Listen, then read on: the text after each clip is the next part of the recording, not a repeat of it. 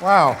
Uh, it's great to be here. So I've never been to North Dakota before, and I'm enjoying the hospitality, so thank you. I've got a lot of material to cover today, so it might seem a little quick, but I'm going to be around the rest of today and tomorrow morning. If any of you have questions, ideas, or things, you can talk to me, because we're probably not going to have time today to do a question and answer period, so bear with me. I'm going to put more emphasis on case studies of people and cities that have been successful in adapting to the future that's upon us than I am about the theory, but I'll give you a little bit of that just so you've got some background. So, what, why, and how of sustainability? Sustainability is kind of my thing with a big S. It's more than just environmental sustainability. It's about people sustainability, it's about governance sustainability and economic sustainability. So I'm taking it in a very large sense. So I've got three things I'm going to talk about. One is, what does the future hold?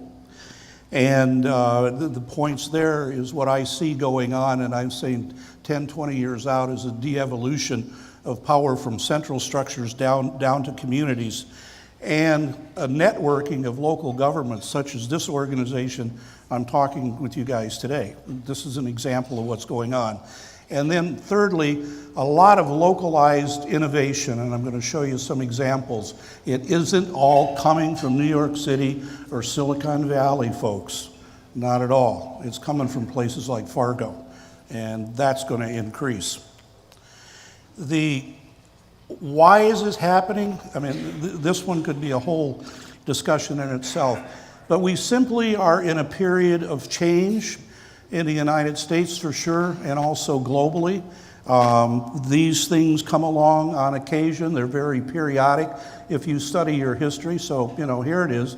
It isn't all that unusual, but it can be a little scary and a little frightening.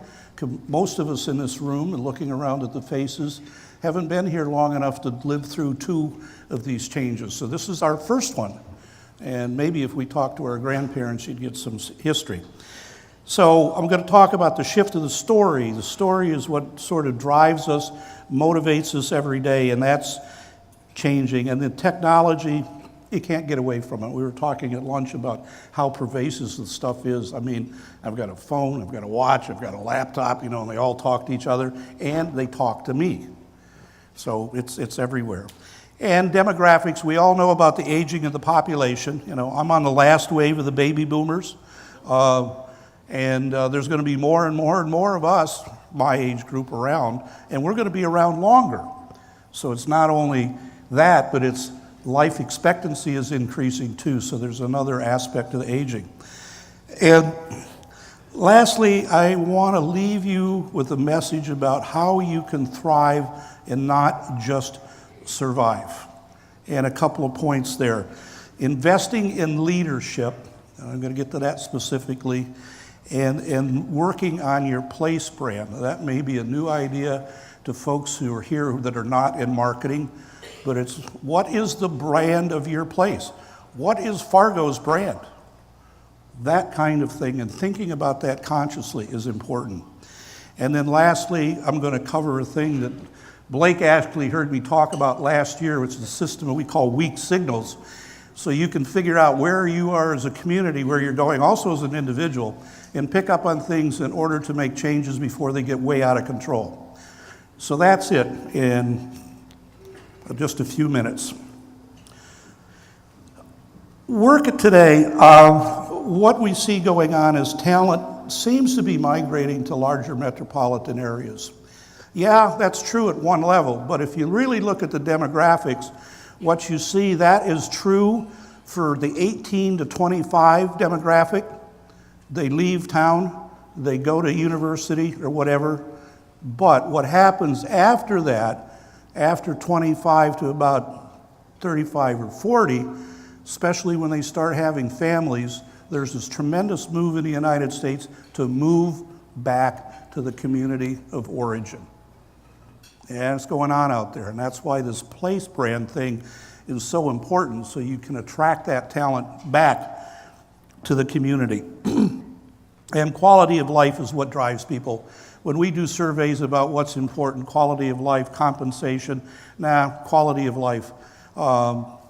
Compensation is there, but it's just not that much of a driver as it used to be just 10, 15 years ago. Resource constraints. Who here working in a community hasn't been told there's a limit on how much money and resources you have? Anybody here that hasn't had that problem? I didn't think so. It's here and it's not going to go away. I mean, we could talk at great length about a number of things. If you really want to dig into it, start looking at the municipal pension issue that's about to hit a lot of communities. You're going to have some real restraints there. So the idea is to work with what you've got and reuse what you've got, not try to create something new. And this aging in place, as our population gets older, as life expectancy increases, people tend not to move as much anymore. Basically, where you are at about 60 or 65 is where you're going to be.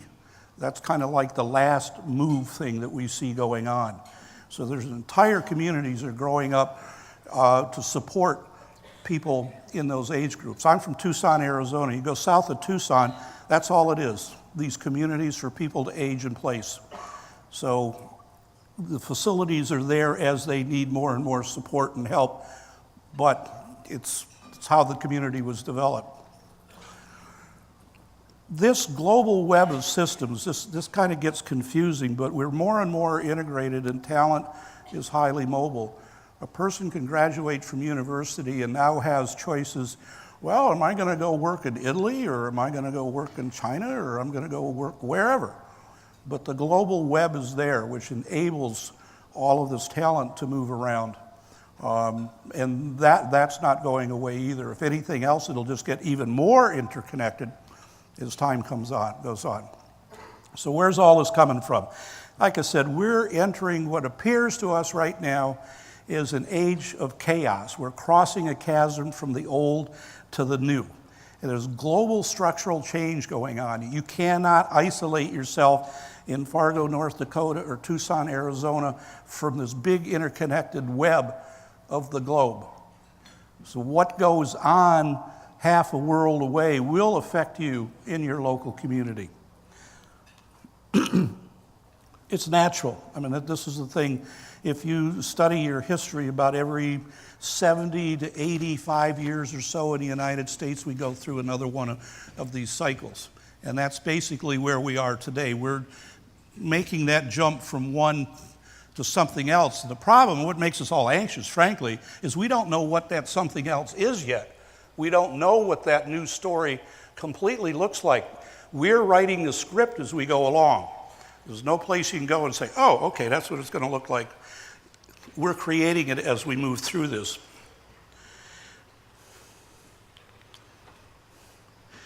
Good news is if you know it's coming, you've got some idea what it is, you can adjust to it today and adapt to it.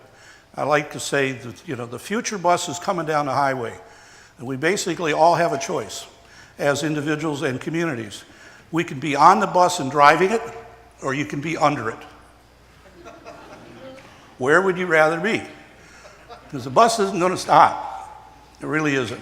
So I'm going to try to give you some ideas about how to get in the bus and how to drive it.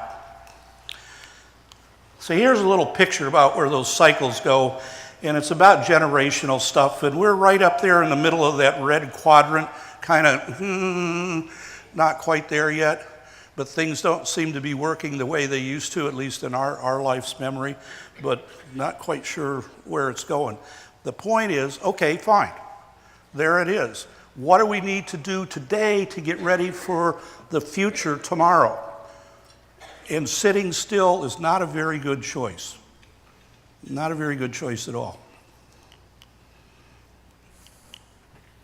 So we're shifting from an old story to a new story. The old story was really about this rugged individual Americanism, and we basically came into this world and a lot of our status and our power was ascribed to us based on, our family and our community and what have you. And really, think of an image. What would the old story, the real image that we've all, at least I grew up with, John Wayne. That's the old story. But that's going away. It's going away really, really quick. The new story is more about collaboration, sharing purpose, and really you get to be what you make yourself to be, that kind of thing. And my image of the new story is really Oprah Winfrey. She lived it. She went from the old story to the new story. So that's just an image to hold in your mind. But the idea is we're moving from this to that. We're in the middle of it right now, and that's why it's frightening and it's scary. But it doesn't have to be. So I want to switch gears a little bit and tell you a couple of success stories, because people say to me, yeah, all well and good, Grantham, it'd make for a nice book, but what's that mean for me next Tuesday afternoon or something like that. So here's a couple of stories. This first one is a company called Girl Maid. And Lauren's story is that she has a very precocious 14-year-old daughter, and she got concerned about what her daughter's future was going to be, so she built this company called Girl Maid, whose whole purpose is to mentor young women from the ages of 9 to 15 to help them learn the skills and get the experiences they will need to be the successful CEOs 10, 15, and 20 years from now. Girl Maid. Now, the genius of what Lauren did is she recognized the power of social media and social technology. And, I call them kids because that's my age. I mean, they're already used to it. They've got the cell phones and, everything else.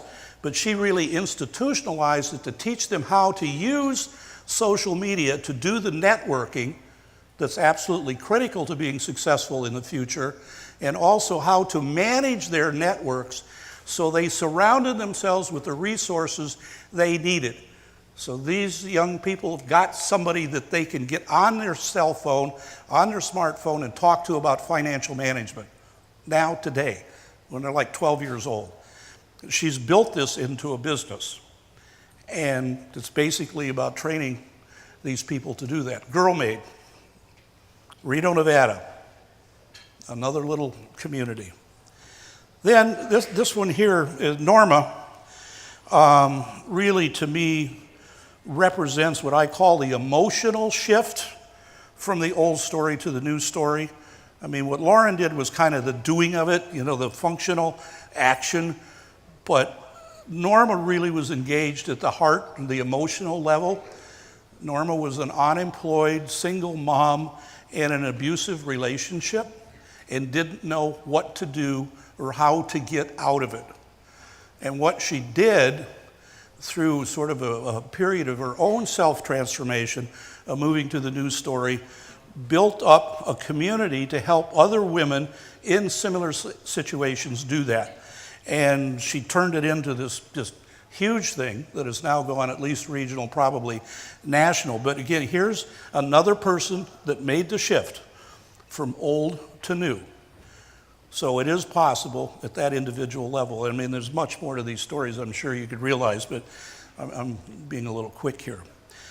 I wanted to put this one in. This doesn't seem to fit, but everybody's heard about it, so I don't want you to think that I'm not aware of it. Robots and artificial intelligence and how that's going to impact our shift from the old to the new. Those numbers ought to be pretty scary to most people in this audience. And if anything, those are conservative numbers about the number of jobs that are going to go away and then the number that are going to be created. Because we all know that technology destroys stuff, but it also creates new stuff at the same time. But what's that balance? How many of the old jobs are going away and how many of the new jobs are going to be created? It's very difficult for people to figure this one out because basically, if I go to the Bureau of Labor Statistics and ask them for projections, they don't even know what the job titles are going to be. There's no way they can tell me X number. So these are pretty conservative numbers, but the point is this is coming. It's coming quicker than you can even imagine. How long did it take the telephone to go from being an idea in a lab to being spread through 99.9% of society? Roughly 75 years, something like that. These changes will occur within the next 5 years. Within the next 5 years. Stuff is coming out of the lab now, and it's going to be commercialized very quickly. So what do? I suggest the smart thing to do is to learn how to control the technology. Don't be concerned about building it. Get concerned about how you write the software, for example. But it's here, and I didn't want to neglect it because it's going to affect you folks too. I mean, how many people here are aware of folks in the agricultural sector who are currently using drones to monitor their crops? Exactly. And it just, that's been what, within 2 years? 2 years, maybe 3 years? But it's just going to go like that. So let me get practical here for a minute. What are the implications for you folks working in local government at the level you deal with on a day-to-day basis? First of all, I think there's a need to build an economic development infrastructure, which is a fancy way of saying technology infrastructure. And the reason for that is because the coming workforce, the millennials and the people behind them, that's how they live. They live off of that technology web. And if you as a community don't have it and can't provide the on-ramps to it, you're not going to go very far. For a couple of reasons I'm going to share with you in a minute. But you got to look at infrastructure. And the infrastructure needs to be the kind that attracts people, not just there to be nice. Workforce development. And when I say this, I don't mean your typical workforce development. We're going to have a training program about how to write resumes and stuff like that. That's all well and good. But I'm thinking about development in the sense of looking at the individual in terms of their social aspects, their economic aspects, and their psychology of it.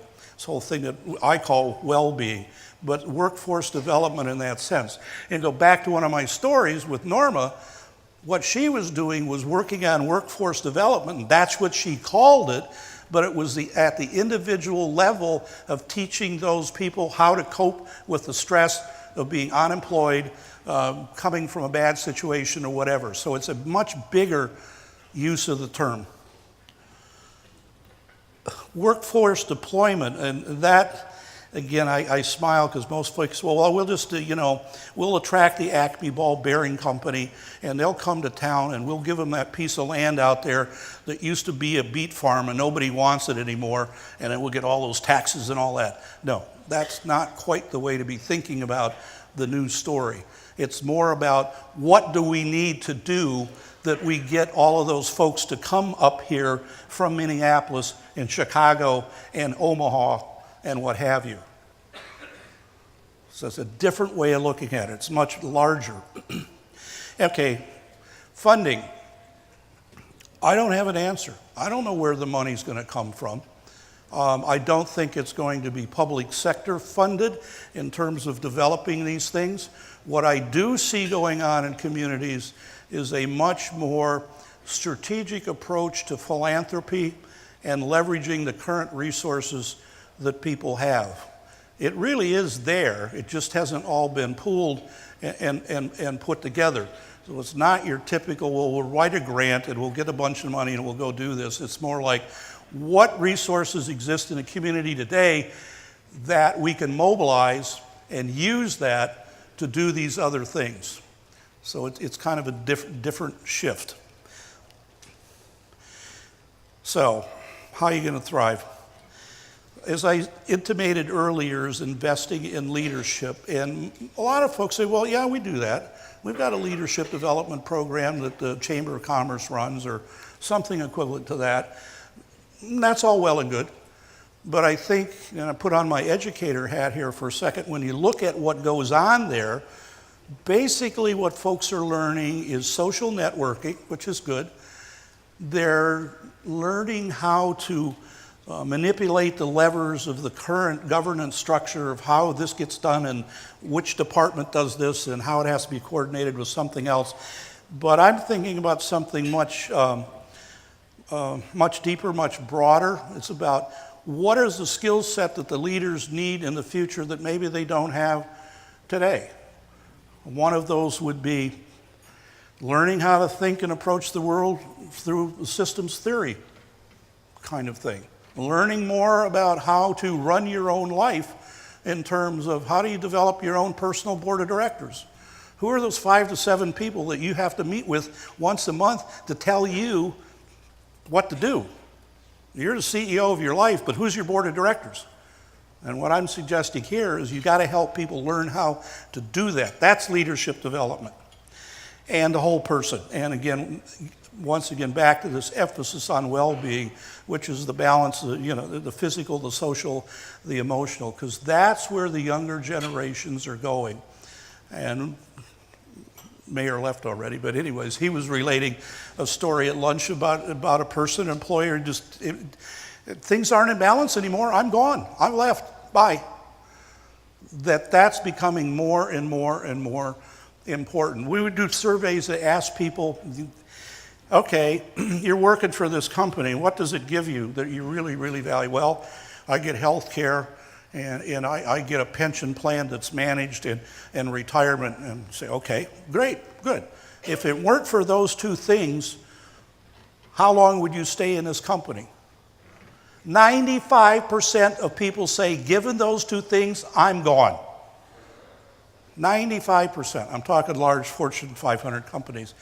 That should be a very, very scary statistic to leaders of those companies, and guaranteed it is. I can't ask that question anymore. They made me stop because 3 days after doing that survey, everybody's lined up in front of HR going, wait a second, this isn't working. We got to do something. So that's what I mean about leadership. And then work on place brand. I mean, what are the 2 or 3 things that you would say, and I'll pick on Fargo because I'm here in Fargo, this is really us. This is what makes us us. And if you could get that message to those people in Minneapolis and Chicago, they go, well, that might, relocating there might not be such a bad idea. So what's the place brand? And how do you communicate that message? What's the audience? It's really pretty straight up marketing, but most communities don't look at it. And I'll give you an example quickly. I used to live in a little town called Prescott, Arizona. Anybody here ever heard of Prescott? Good God, anybody ever visited Prescott? Then why are you here? Prescott brand was we're everybody's hometown. I mean, how vanilla can you get? We're everybody's hometown.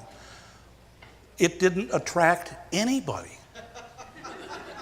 Nothing. Called up the Chamber of Commerce once before I relocated there, and I wanted to talk about place brand. And I said, well, tell me a little bit. I said, well, if you're thinking about moving to Prescott, make sure you do a couple of things. Yeah, what's that? Bring your own job, because we ain't going to give you one. You better bring your own water, because we're having a problem with that too. And your money. And I went, these are the people who are advertising this place to the potential residents, and they're saying, oh yeah, but your physician too. You got to bring your own physician, because we don't do that. We do dying really good, but we don't do being born real good. So, I went, this is your place brand? Are you people kidding me? No, they were serious, but as we've watched over the past 20 years, their population number is doing one of these, and the revenue's going away, and the demand for services are going up because of the aging of the population. They're caught between a rock and a hard spot. And I would suggest, and I did, I don't live there anymore, that it had something to do with their place brand. So that's why I think that's important. Okay, now I'm going to switch gears a little bit again and say, what do you do? What can be done? It's very practical within the limits to the resources you have today that will put you in a position to get on and drive that futures bus.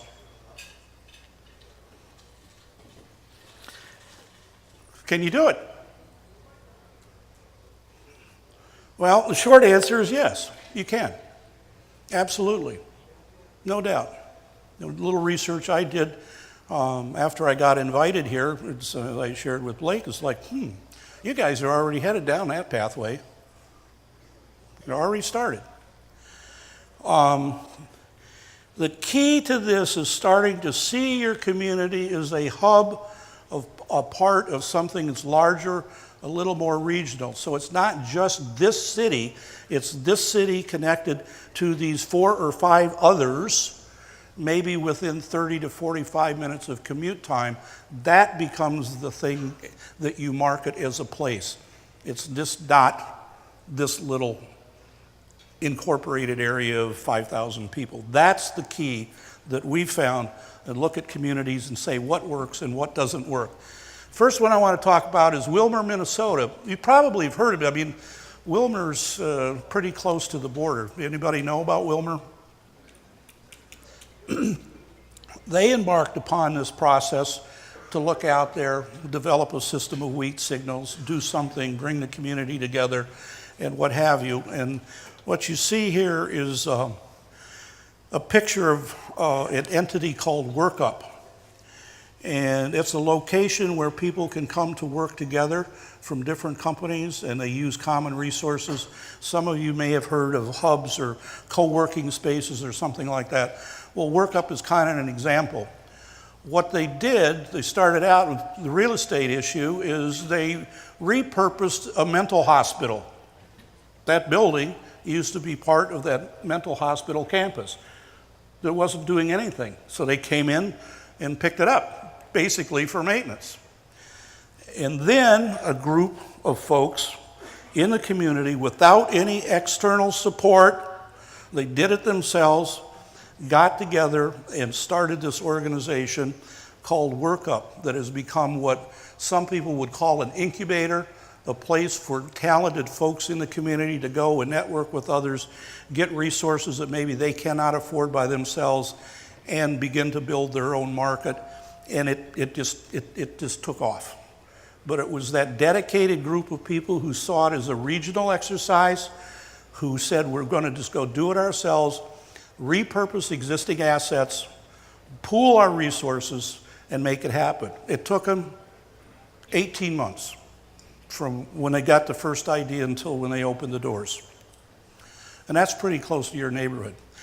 The second one is Newaygo, Michigan. Any of you are familiar with central Michigan? You know, Grand Rapids is kind of a big hub, but Newaygo is like 45 miles north, basically in the middle of nowhere. Okay? Great recreational area, but that's about it. And most of the people would graduate from high school in Newaygo, and they would go the University of University of Michigan, and never to return. So all of that young talent went away and never came back, and the city was dying. And the city fathers knew that, and they figured we need to do something. So they developed this vision of the future, and what you see there is new construction that was built, and this is in the center of the city, built on a lot that used to have a hotel that burnt down. They hadn't even taken the burnt lumber away yet. It was just this big eyesore. Where did they get their money? Admittedly, some of this came from state economic development funds, but most of it came from local philanthropic interests who wanted to invest in the community for the future. So instead of building a zoo, they did this. They call it where the talent flows. They've got this great river that runs through Newaygo. That's where they got that brand from. But what they're doing is this area now is not only a place that people can come back to, or local talent can grow their own businesses, but when we looked at their traffic flows, we found out literally thousands of people would leave every morning and drive to the Grand Rapids area to work and then come back at night. That's kind of ridiculous. Now they've got a facility in the center of town that they can use that's electronically connected to all of those places in the greater Grand Rapids area, to the point where the businesses in Grand Rapids have invested in this facility to have a place for their employees to go and not have to commute, so they have better work-life balance. That's the kind of creative thinking we're thinking about. So in your situation here, maybe there's a business in Minneapolis that would want to invest in doing something like this here so they could tap into your local talent pool. That's the whole idea, is you take the work to the worker, not the other way around. Work goes to the worker, and you do it in the community. This was about a 3-year project because it was new construction. They had to start from scratch. But again, it's an example that can be done. So, okay, so how do you get to your own future? How many people here would want to fly on an airplane with no instruments in it?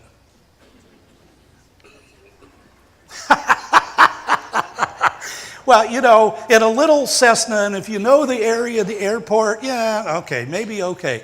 But you're certainly not going to want to do that in a regional jet, you know, and go 2,000 miles in bad weather. So it's the same thing. What's that instrumentation? What are those things that help you read the signals of what's out there coming at you to allow you to make a move today so you don't go off the road or into the pothole tomorrow?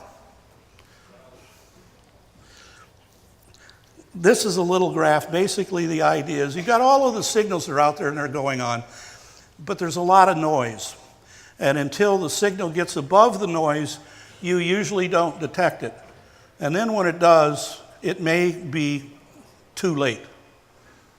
It's like, I think it was Ernest Hemingway said, somebody asked him, he said, well, how did you go bankrupt? And he said, well, slowly, then suddenly. The slowly was not taking care of watching his checkbook balance, for God's sakes, once a month, which would have been his weak signal that your finances are headed south. So it's a matter of setting up a system to look at those weak signals, kind of your own radar, if you will, to see the storm front moving in or whatever it is. That's the theory. But how do you do it? Well, it's everybody's business. People are reading all kinds of signals out there that just never is one place for it to come together. It has to be organized. You have to have your sensors. And a lot of times those sensors are people. But it kind of comes in 3 parts. One is picking up on the signals, and yeah, I'm going to get to tell you what I think a few of them are for North Dakota, and then making some sense out of them and putting them into context. Where does all that fit? And then lastly, now that we know that, what are we going to go do? And the what are we going to go do is we call that scenario planning for the future, that when you get these signals, you know what to do. Okay, that's learnings from the Army. That when you saw this and that going on, you had a plan. You had a plan within a plan within a plan, and you knew how to react to it very quickly. So it takes resources. Somebody's got to do this. So, ta-da!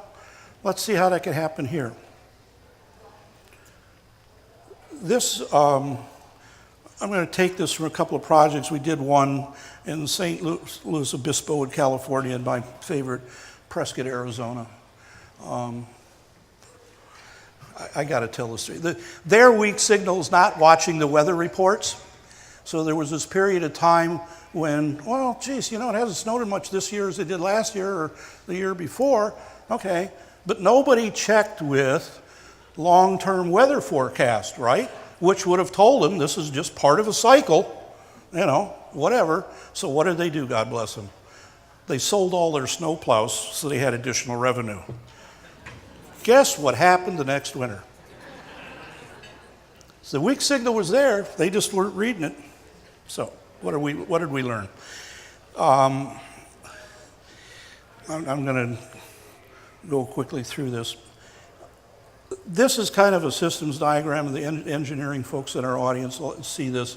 is what it is. You identify the issue. You got a solution set that you can come up with that could help with that issue. Then what are the metrics you need to look at? And then how do you build that dashboard that tells you where you are in those metrics ahead of time so you can make adjustments. Pretty straightforward systems kind of stuff. But again, there's a logic to it. There's a knowable logic to it. And this is totally teachable, if you will. And then you have the feedback loop. So what's your issue? I'll tell you what I think it is.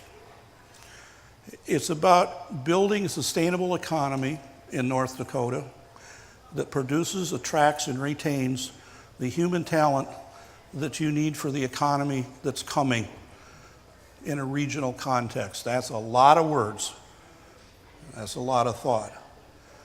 But what it says basically is what are the things that will make your community sustainable in the eyes of this next generation of talent, because the talent is the key to building and increasing wealth at the regional level. So I'm not talking about the United States. I'm not talking about the West. I'm talking about North Dakota in your region.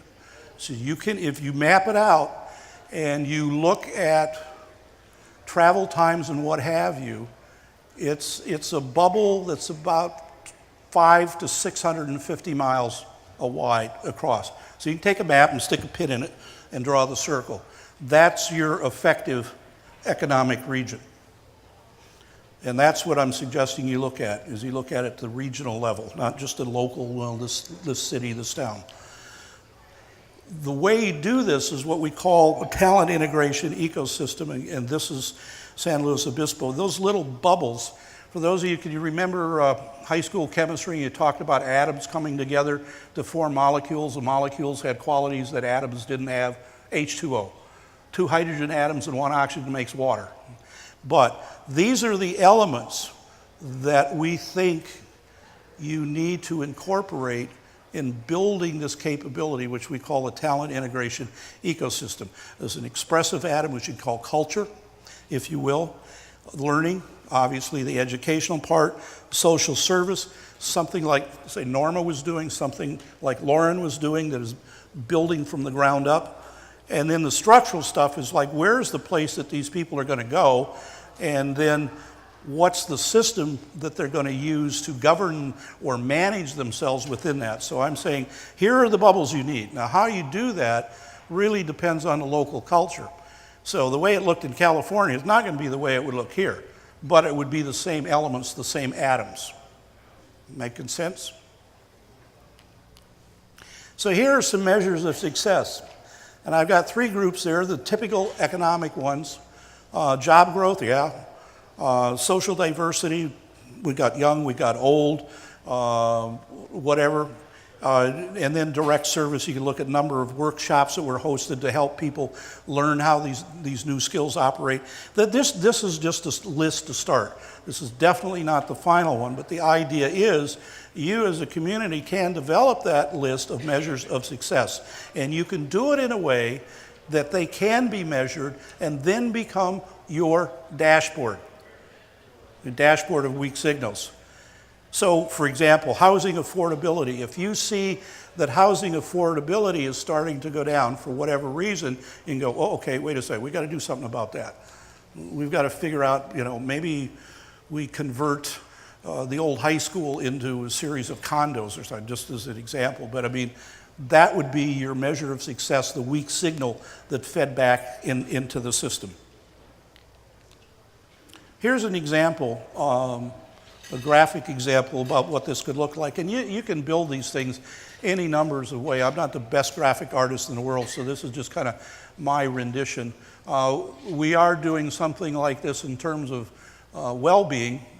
That's pretty specific. But when I was looking at North Dakota, I said, well, the 22 to 45-year-old migration ratio, you got more of those people coming in than going out. If you got more going out and you got coming in, that's a weak signal telling you your economy is headed in the wrong direction. Diversity of economy by sector. Traditionally, your economy has been dominated by agriculture and energy. How are you going to diversify that and diversify it into what sectors? A little hint maybe what's going on with some of that technology, robotics and AI and things of that sort. The history of philanthropy, it's amazing how much wealth to me is buried in communities that people really don't even know about.